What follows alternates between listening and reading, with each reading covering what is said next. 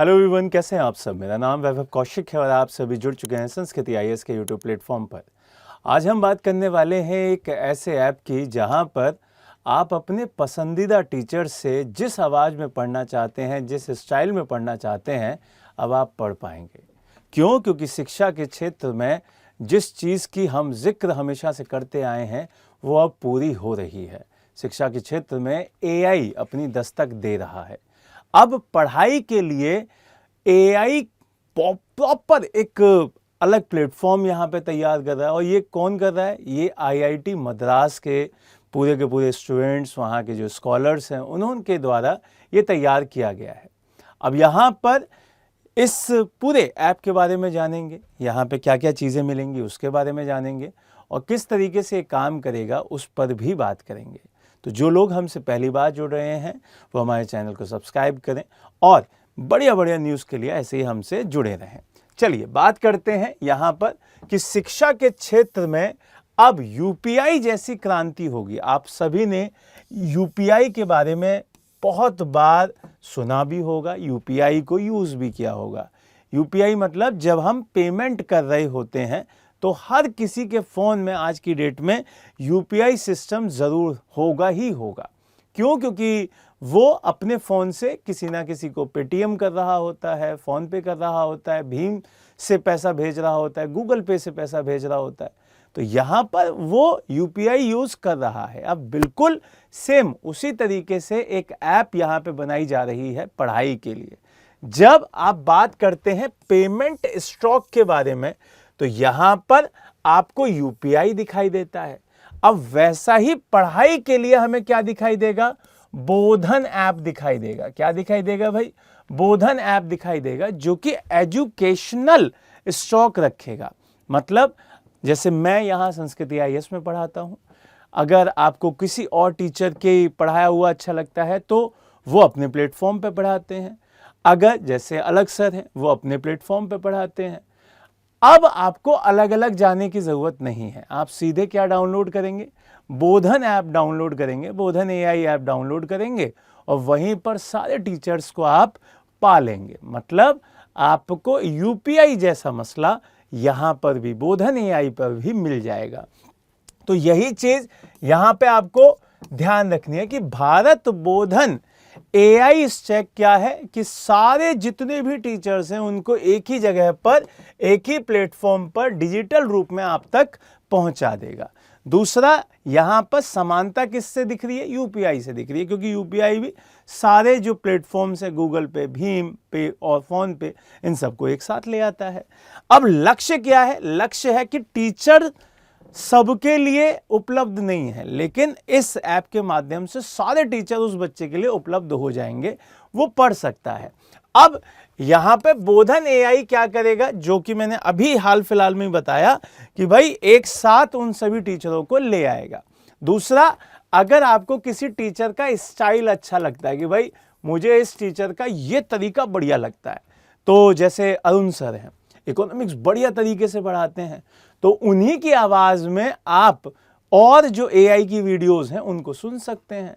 तो ये तरीका है एआई का पढ़ाई में क्या लाने का? दिलचस्पी लाने का, कि भाई अगर इकोनॉमिक्स के अरुण सर की आवाज़ बढ़िया, पैटर्न बढ़िया लगता है तो आप उन्हीं की आवाज़ में पढ़िए।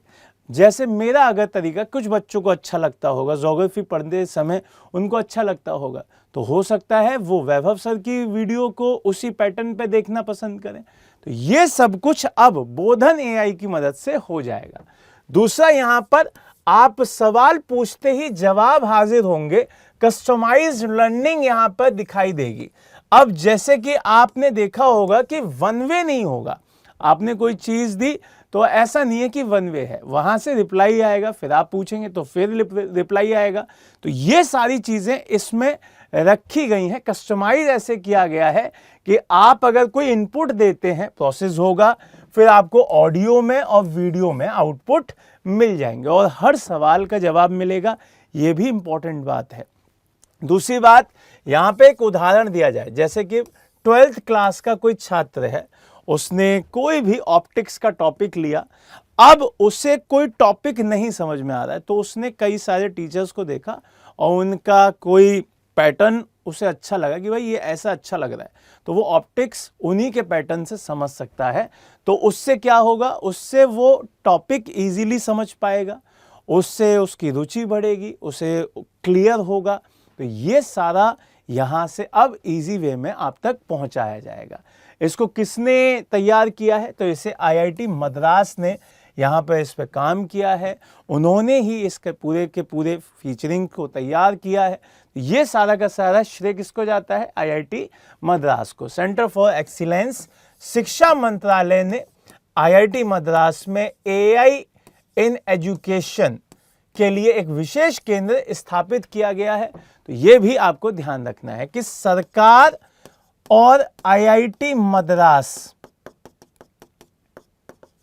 इस पे काम करेंगे और यहां पर चीजों को आगे बढ़ाएंगे। और नाम क्या रखा गया है भाई, IIT मद्रास बोधन AI फाउंडेशन इसका नाम दिया गया है। ये चीजें आपको याद रखनी है। दूसरा सबसे इंपॉर्टेंट बात कि भाई टारगेट क्या होगा और जो पाठ्यक्रम होगा, कंटेंट होगा, वो किस पर बेस्ड होगा।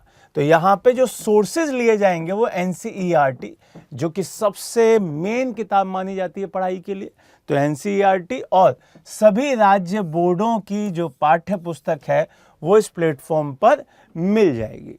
दूसरी बात, यहाँ पे लक्ष्य क्या है, लक्ष्य है कि अगले 2 सालों के अंदर जितनी भी पाठ्य पुस्तक हैं उनको डिजिटलीकरण करके सारी की सारी इस प्लेटफॉर्म पर इकट्ठी कर दी जाएंगी और किसी भी टीचर के माध्यम से वो पढ़ाई जा सकती हैं, उन्हीं के वे में वो पढ़ाई जा सकती हैं।